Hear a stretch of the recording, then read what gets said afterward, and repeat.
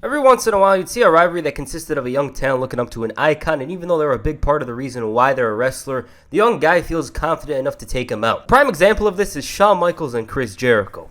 Bursting onto the scene in the mid-80s, Shawn Michaels made a name for himself in the AWA and eventually the WWF with Marty Jannetty as the Rockers. Michaels was the clear favorite to emerge as a star in the group and immediately became the Heartbreak Kid. Michaels' charisma and superb in-ring skills allowed him to prosper to the top of the WWF, and in 1996, he won the title.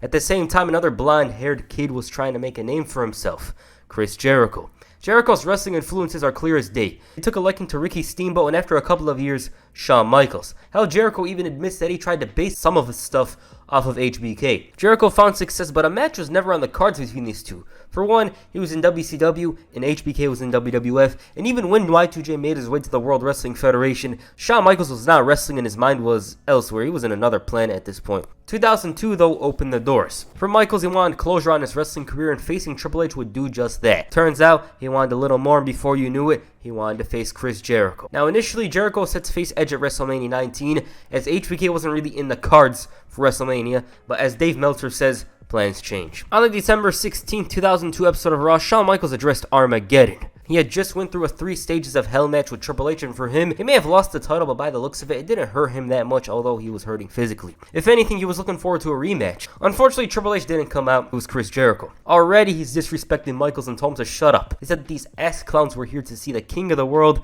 and the "you suck" chants intensify. This was back in the early 2000s, where if they chant "you suck," it meant you had heat. He didn't give a damn, and he bragged about being better than HBK at everything, even his looks, and called himself the sexy boy. Asshole chant intensifies, and it means you're a true douche in the 2000s if you get that chant. You guys know. Chris Jericho admitted that nobody wanted to see him return as much as he did. He praised this match with Triple H, but also said it was sad. Why? Because old HBK would have done something special. But this HBK lost, and he's nothing more than a loser. It was embarrassing to Jericho because Michaels was the main reason he wanted to become a wrestler. He was a hero to him. Jericho told him he's finished, and if anything, the show was over. If he wanted to, he could kick his ass. HBK chants intensify, and Jericho says that it stands for has been kid, and boom! He takes a super kick. Jericho's arrogance blinded him to the surprise element, thus the feud began, although Jericho says it wasn't supposed to be that way. It was never supposed to be. It was a one-shot thing where I did a highlight reel and I was calling him old, which is funny because he was 37 and I was 32. I was just kind of demeaning HBK on the highlight reel and he super kicked me in the face. And that was supposed to be the end of it. He walked to the back and I remember Vince sitting there smiling. Vince looks at Shawn, goes, "It's money." And Vince said, "You're right, it's money." This is where that whole angle started. It was supposed to be me and Edge that year originally. But that happened in mid-December, and after that, it's like, I think we got something here with Jericho and Michaels for WrestleMania. After announcing that he's in the Royal Rumble, Jericho's chin began glowing red because Shawn Michaels was here. He admitted that he wasn't here to piss him off, as he was annoyed at Jericho calling himself the best. Michaels shared similarities with Jericho that being the best wasn't enough. They needed everyone to call them the best and acknowledge them as the number one guy. Jericho entering the Royal Rumble at number 1 and winning it would make everyone recognize him as the best. He saw as Michaels trying to remind everyone that he's the only man to do that, and add to that he had to follow Shawn Michaels' footsteps. Unlike him, he beat 2 men that Michaels couldn't beat, and he did it on the same night. He said that he didn't have the right to talk and called him an SOB. Michaels told him to prove it and be number 1 in the Royal Rumble, because if he doesn't, then Michaels will. He'll be the number 1 entry. He did it once, and by God, he'll do it again. Jericho felt that he should kick his ass now. Then from out of nowhere, RNN breaking news, and Randy Orton made his return. Nobody cared because this was before Evolution Orton, and it confirmed that his in-ring return is soon, and claimed that Michaels was jealous of his return being more inspirational. He called himself the sexy boy and talked about his return when Michaels attacked him. Jericho took advantage, and there's RVD. Christian fouls up before the pyro goes out, and Kane comes out with a lot of pace. This wasn't the end of HBK and Jericho's night. Later on, Orton and HBK were in the corners of each team. HBK was in RVD and Kane's corner, whereas Orton was with Jericho and Christian. Michaels, of course, ruined Jericho's night because why not? In the ring, Van Dam hit the 5-star on Christian to win it. Jericho's ego was hurting him at this point. Shawn Michaels, a man he considered inferior to him, won the Royal Rumble at number 1, so why not do the same thing? He agreed with Michaels that in order for him to prove that he's the best, he's got to win at number 1 and win the title at WrestleMania. Eric Bischoff wanted a Raw superstar to win it, and having Jericho enter so early would be bad, but he booked him in an over-the-top battle royal for later that night. Bischoff, though, was of no help, so he asked Mr. McMahon. He had enough power to help him, and he told him to shut up because he was annoying, he was interrupting him. Nonetheless, he booked the battle royal with the winner getting the chance to choose their number at the Rumble. He's all happy when McMahon says the winner gets to choose any number except 1 because HBK took it. Now, why is he mad? I don't know. If you enter at number 1, it's like entering at number 2, although there's that little surprise element. Jericho did win the match, but being the dumbass of the year, he chose number 2. Michaels made a run in and they did a rumble tease with HBK eliminating Jericho. And at this point, him being an idiot blinded him from the obvious. His ego was getting to him in storyline, and it only intensify after the Royal Rumble.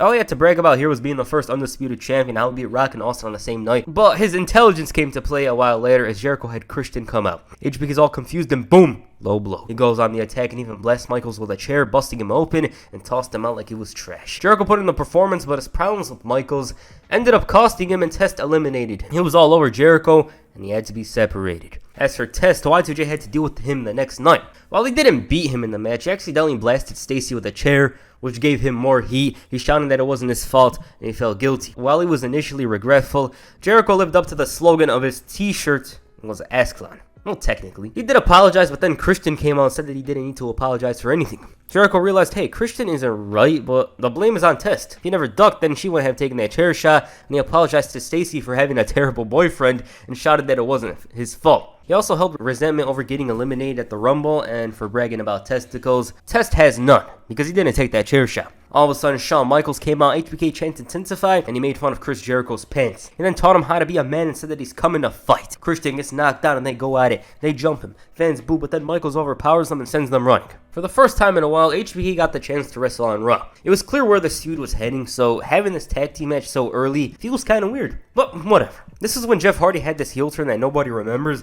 and HBK had to wrestle in his normal clothes because his luggage was missing. But because it was no DQ, it was befitting. Jericho used the no DQ rule to his advantage and handcuffed Michaels, allowing himself and Christian to isolate Jeff Hardy. Michaels eventually did get the key and brought out some of that intensity he's known for, and Jericho got his, and to make matters worse, he lost to 2003 Jeff Hardy, who was essentially in a slump like Manchester United recently. They were telling the story of how HBK was going to get him back on track, and for some reason, it gives me a WWE 2K game storyline vibe. I don't know why. Of course, because of this, Chris Jericho lost it, and in other places, he was still provoking Test by locking Stacy in the walls. There was no help. He's handcuffed. The fans are booing, and there's Shawn Michaels. Jericho made a run for it, but Christian ended up taking the sweet chin music. Hey, look who it is. HBK once again made the save for Stacy later on, but this time paid the price, and Jericho even said that Michaels being the hero got him here bleeding. He called him an SOB and said that he wanted to end his career, and at this point, Michaels was defenseless. He didn't know where Jericho was, and he decided, you know what, I want to end your career on the biggest stage. He wanted the Heartbreak Kid, the showstopper, the headliner, the main event at WrestleMania. Jericho was all in, and after attacking Jeff,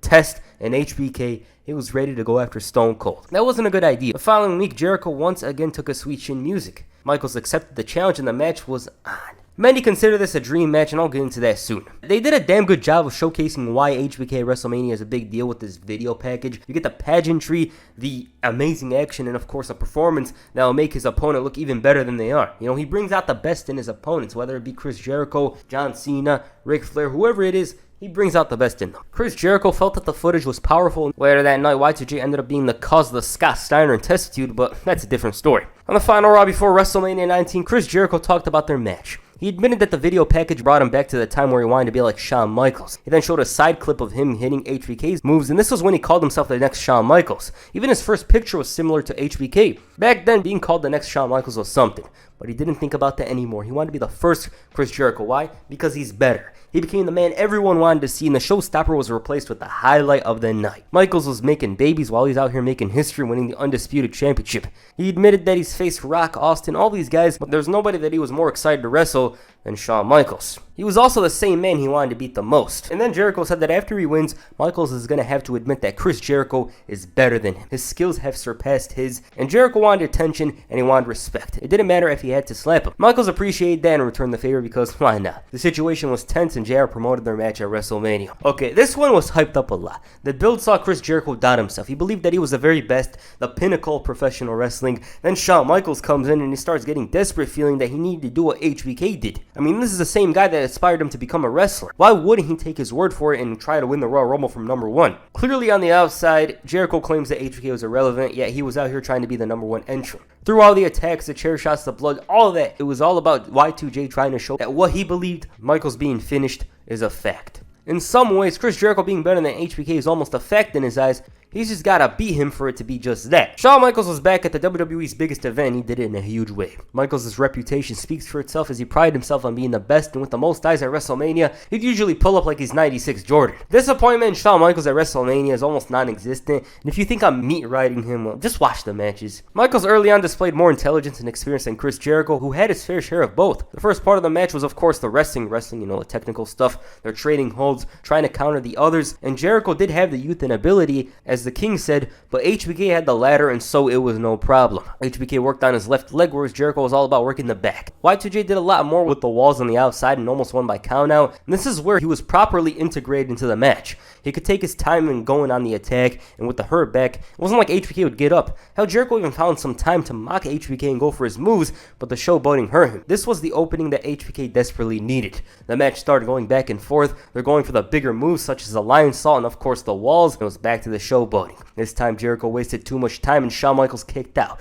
His back was hurting, but he found an opening and countered the backdrop before hitting the elbow, and that shot was so damn beautiful. This is the 2000s, the WWE in the early 2000s in a nutshell. Those flashing cameras, the big time vibe, whatever it is. But with those cameras, it makes it feel even bigger than it is. He's tuning up the band. Fans are all in, and he's in the walls. He's caught.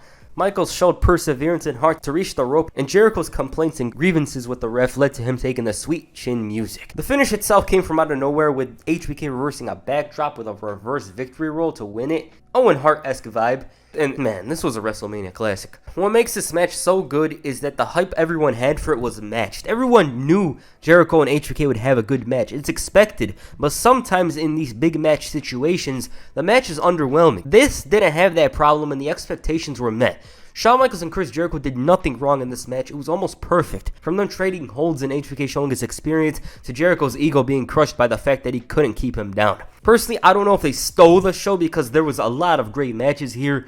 And they're all close, there's not one match that's further than the other. Well, in terms of execution, yeah, this was the best match on the show. Jericho's idea of the finish, though, came at a bizarre place.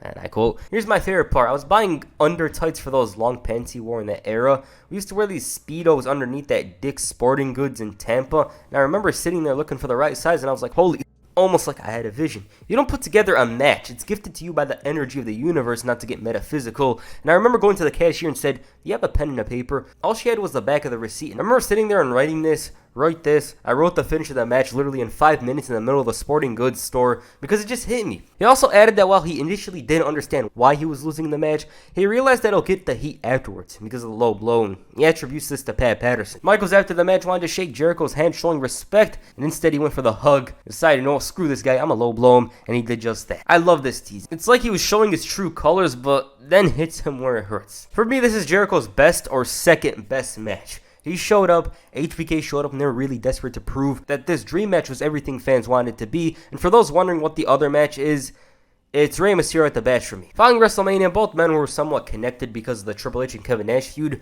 but their rivalry in itself was finished. However, there was a little part of it that continued a while later. On the July 7, 2003 episode of Raw, Chris Jericho in Montreal hosted the highlight reel. He took a jab at Michaels and played footage of the Montreal screwjob, and he was disgusted with that, and so were the fans. He then said that Michaels will give a long and overdue apology, and he came out. The boos were loud and clear, and Michaels apologized for the whole situation happening, but not necessarily for his actions. He then said that the fans could never get over it. "You screwed Brett," chants intensifies, and Michaels was like, "And your point is what? I had a job to do, and I did it." Jericho called him a sanctimonious son of a bitch, and the fans cheered. 2003 Chris Jericho being cheered sounds so weird. Shawn Michaels said that there's other reasons to hate him, such as him beating their fellow Canadian Chris Jericho at WrestleMania. Y2J chat intensifies, and he said that they'll never forget about it. Michaels asked if he's Mr. Canada, and on this day, he certainly was. These fans were loving him. The fans were cheering, and Jericho's building it up about fighting for Bret Hart before HBK asked, "Why don't you avenge your Canadians right here, right now in a match?" The fans were cheering, and Jericho's building it up about fighting for Bret Hart before laughing. He's like, "I like Canada, but Montreal." And he said that the economy was bad, the Canadian dollar was devalued, and he was all about the Benjamin. So wrestling here is like wrestling free. That's why he moved to the US. But if HBK wants a match, he will get it in the City of Stars, City of Angels, Los Angeles. The fans booed him, and he's like, in 1997, Shawn Michaels screwed Bret Hart. In 2003, Chris Jericho says, "Screw you." They were booing him because he declined the match tonight. It was funny. I love this segment. Jericho's white knight in Canada just for the sake of having something against Shawn Michaels, and he was putting over the city of Montreal. Oh, you did this to Brett. Montreal wants me to beat you up, and then he just pulled their pants down, basically. Okay, on paper, this match had the potential to be something special. It had the LA crowd, and of course the time. But that never happened. You know, this match wasn't as good as WrestleMania 19 because WrestleMania 19 was something special. Even then, I love this match a lot more than others do. Okay, in the beginning, they had the feeling out process. This part of the match was nice. The coach was being trashed by the King on commentary, and Jericho had an answer to Michaels' quick offense. The emphasis was more on the technical side, and just when they're transitioning, Ric Flair comes out and takes a shot. Also, why the hell would you have a commercial break in the middle of the walls? I know HBK isn't going to tap out or anything like that, but isn't it a dramatic part of the match? Whatever, who cares? The King blamed the coach on not reminding the fans and even said JR wouldn't do such a thing. Ric Flair's influence continued throughout the match and allowed Jericho to take control. He got ahead of himself a bit later and HBK made the comeback. They start going back and forth. Michael showed great resilience. He hit the elbow and it was time to tune up the band. Jericho ducks and he hits the low blow. He brings in the chair and there's a sweet chin music. Both men are down, the ref's counting to 10 and Ric Flair gets into it with Earl Hebner. All of a sudden Randy Orton runs in and hits the RKO on Michaels on the chair before Jericho goes for the cover. 1, 2, no. So Jericho locks in the walls. Michaels fought hard. He pulled himself from one side of the ring to the other, but it wasn't enough, and Jericho taps him out for the victory. Damn, it was good, but it was never going to reach WrestleMania. The elements WrestleMania had were perfect. That said, it's still one of the best TV matches of 2003. You know, on Raw's side, there's not many better than this, and the first one I can think of included Shawn Michaels. Following this, both men participated in the Elimination Chamber and were involved in the Survivor Series elimination match, which was excellent. One of, if not my favorite WWE matches of 2003, and that's saying a lot. Chris Jericho contributed, but the real star of the match was Shawn Michaels. As for this feud, good. I liked how Jericho truly didn't believe in himself in the build. He's talking about how he's better than Shawn Michaels, and while a part of him believed this, the fans did it, and in order for his claim to be fact, he had to beat him. Their promo before WrestleMania stands out to me. You know, Jericho's an HBK fanboy who bought into his own hype. The match was world class and met the expectations everyone had for it, maybe even surpassed them. For Michaels, it was a welcoming comeback to WrestleMania. His matches were the best for years to come. For Jericho, he washed away the disappointment of WrestleMania 18. The funny part about this is that their next feud was even better. Alright, what do you guys think of Shawn Michaels and Chris Jericho's feud? Please comment down below, and that's it for this video. Make sure you hit the sweet chin music on the like button and press the walls of Jericho on the subscribe button. Peace, I'm out.